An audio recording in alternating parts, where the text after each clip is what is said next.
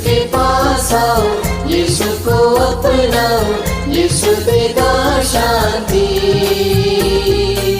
यीशु के पास आओ, यीशु को अपनाओ, यीशु देगा जीवन। संत लूकास के अनुसार आज का पवित्र सुसमाचार अध्याय 24 पद संख्या 13 से 35 तक।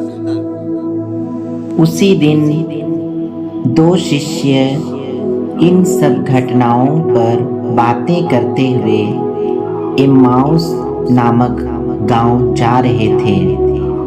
वह यरूशलेम से कोई 4 कोस दूर है। वे आपस में बातचीत और विचार विमर्श कर ही रहे थे कि यीशु स्वयं आकर उनके साथ हो लिए, परंतु शिष्यों की आंखें उन्हें पहचानने में असमर्थ रहीं। यीशु ने उनसे कहा, आप लोग राह चलते किस विषय पर बातचीत कर रहे हैं? वे रुक गए। उनके मुख मलिन थे। उनमें एक क्लेओपस ने उत्तर दिया, यरूशलेम में रहने वालों में आप ही एक ऐसे हैं जो यह नहीं जानते कि वहाँ इन दिनों क्या क्या हुआ है। यीशु ने उनसे कहा, क्या हुआ है? उन्होंने उत्तर दिया, बात यीशु नासरी की है। वे ईश्वर और समस्त जनता की दृष्टि में कर्म और वचन के शक्तिशाली नबी थे।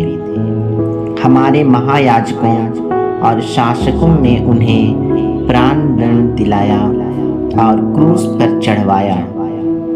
हम तो आशा करते थे कि वही इस्राएल का उद्धार करने वाले थे।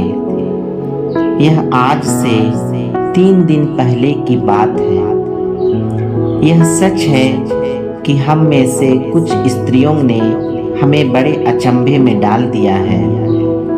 वे बड़े सवेरे कब्र के पास गईं और उन्हें यीशु का शव नहीं मिला। उन्होंने लौट कर कहा कि उन्हें स्वर्गदूत दिखाई दिए, जिन्होंने यह बताया कि यीशु जीवित हैं। इस पर हमारे कुछ साथी कब्र के पास गए और उन्होंने सब कुछ वैसा ही पाया जैसा स्त्रियों ने कहा था, परंतु उन्होंने यीशु को नहीं देखा।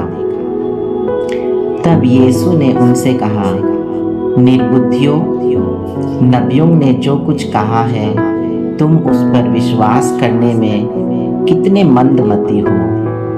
क्या यह आवश्यक नहीं था कि मसीह वह सब सहे और इस प्रकार अपनी महिमा में प्रवेश करे?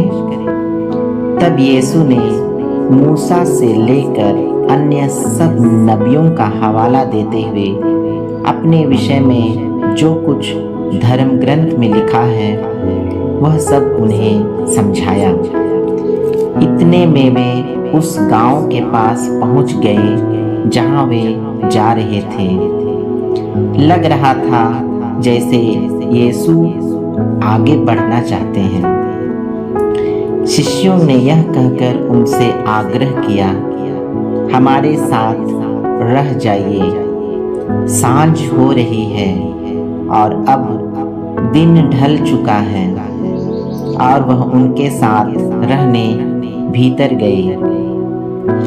यीशु ने उनके साथ भोजन पर बैठकर रोटी ली, आशीष की प्रार्थना पढ़ी और उसे तोड़कर उन्हें दे दिया। इस पर शिष्यों की आंखें खुल गई और उन्होंने यीशु को पहचान लिया, किंतु यीशु उनकी दृष्टि से ओझल हो गए। तब शिष्यों ने एक दूसरे से कहा, हमारे हृदय कितने उद्दीप्त हो रहे थे जब वे रास्ते में हमसे बातें कर रहे थे और हमारे लिए धर्म ग्रंथ की व्याख्या कर रहे थे।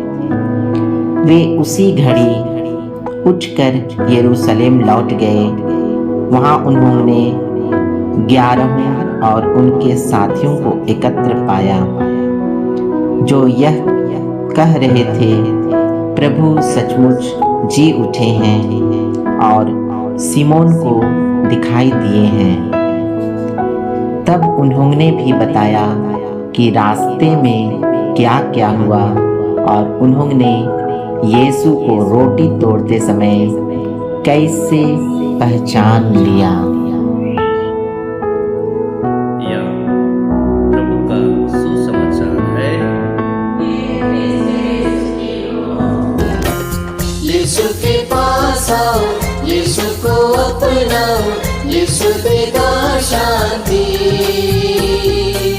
यीशु के पास आओ, यीशु को अपनाओ, यीशु देगा जीवन।